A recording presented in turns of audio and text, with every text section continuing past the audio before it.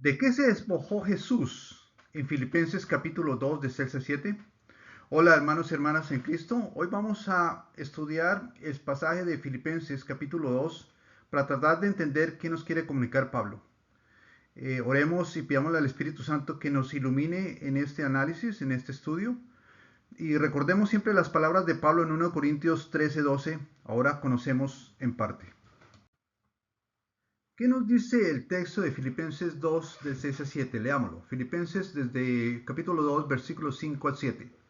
Hallen ustedes esta manera de pensar que hubo también en Cristo Jesús. Existiendo en forma de Dios, Él no consideró el ser igual a Dios como algo a que aferrarse, sino que se despojó a sí mismo, tomando forma de siervo, haciéndose semejante a los hombres, y hallándose en condición de hombre, se humilló a sí mismo, haciéndose obediente hasta la muerte y muerte de cruz.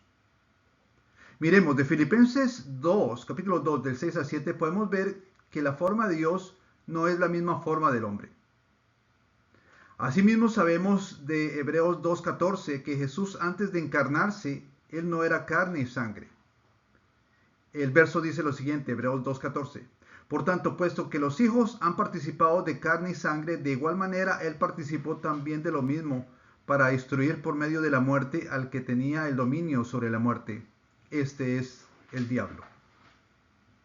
En otras palabras, cuando Dios creó al hombre a imagen y semejanza suya, no se refiere a la forma, no se refiere a la carne, no se refiere a la sangre. De otro lado, el texto de Filipenses 2 de 5 y 7 indica que siendo Dios se despojó o rebajó haciéndose un poco menor que los ángeles, como lo indica Hebreos 2:9, que el texto dice. Sin embargo, vemos a Jesús, quien por poco tiempo fue hecho menor que los ángeles, coronado de gloria y honra por el padecimiento de la muerte, para que por la gracia de Dios gustase la muerte por todos. Vemos otros textos que nos muestran el mismo concepto. Miremos qué nos dice Colosenses 1:15. Dice, Él es la imagen del Dios invisible, el primogénito de toda la creación. Miremos otro texto que nos habla de la imagen también, Romanos 8:29. Dice, sabemos que a los que antes conoció, también los predestinó para que fuesen hechos conformes a la imagen de su Hijo, a fin de que Él sea el primogénito entre muchos hermanos. En otras palabras, esa imagen, que es la imagen de Dios, que vamos a tener, la imagen de Jesús, es una imagen que no tenemos antes de estar en Cristo. O sea, no tiene que ver con una naturaleza física, sino con una naturaleza espiritual. Como vemos, la definición de imagen en el griego, que es la palabra eikon, hace una referencia a una semejanza en los hombres cuando son renovados por Dios. Parte de la definición. Miremos el otro concepto que aparece aquí, que es la naturaleza. Lo habíamos presentado en el versículo de Hebreos 1:3, donde dice, hablando de Jesús, Él es el resplandor de su gloria y la expresión exacta de su naturaleza. Bajo naturaleza, en el griego, que es la palabra hipóstasis, vemos que hace referencia a una sustancia, cualquiera que sea esa sustancia. Sabemos que es diferente a la sustancia de la carne y la sangre, es una sustancia diferente. Bueno, miremos de otro lado, ¿qué más implicaría el despojarse de la única naturaleza como Dios para compartir paralelamente una naturaleza humana y divina? Pues Hebreos 1:3 indica que Jesús era como Dios.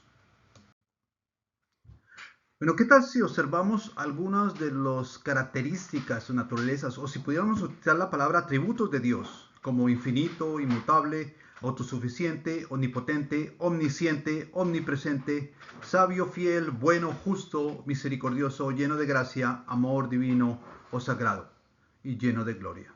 ¿Se despojó Jesús de alguno de estos elementos? Miremos, omnipresente. En Mateo 4:8 Jesús es llevado a una montaña alta y le es mostrado todos los reinos del mundo. Sin la posibilidad de ser omnipresente, eso sería imposible. El texto dice, Mateo 4:8, otra vez el diablo lo llevó a un monte muy alto y le mostró todos los reinos del mundo y su gloria. Estamos mostrando un evento en el cual muchos reinos de muchos sitios diferentes son mostrados al mismo tiempo. O sea, es el tiempo y el espacio comprimido en ese momento. La característica de omnipresente es presentada acá. Miremos, ¿qué tal omnipotente? Jesús hizo muchos milagros sobrenaturales durante su ministerio en la tierra. Apocalipsis 11 del 15 al 17 nos dice que Jesús, una vez coronado de gloria, asumió todos sus poderes. El texto sugiere que siempre ha tenido todos los poderes, pero decidió no ejercerlos por su voto posiblemente de obediencia al humillarse como un siervo.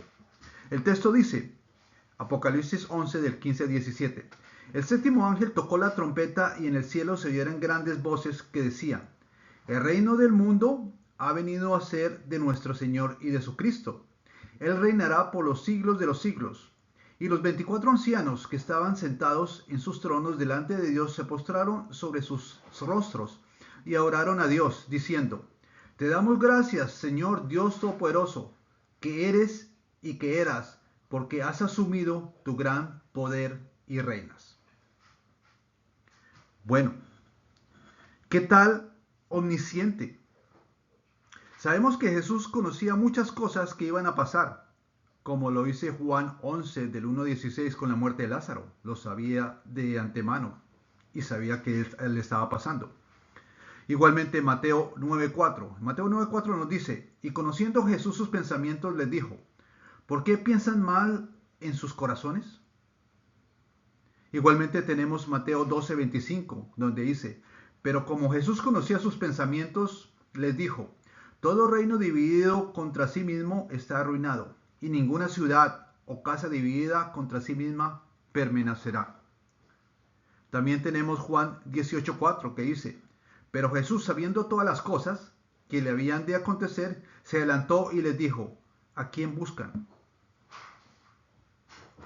Vemos pues que muy probablemente es la obediencia como siervo que prevalece sobre el conocimiento total, pues en algunos casos el conocimiento era parcial, como lo vemos en el caso de Hechos 1:7, en el cual él respondió, a ustedes no les toca saber ni los tiempos, ni las cosas, ni las ocasiones que el Padre dispuso por su propia autoridad.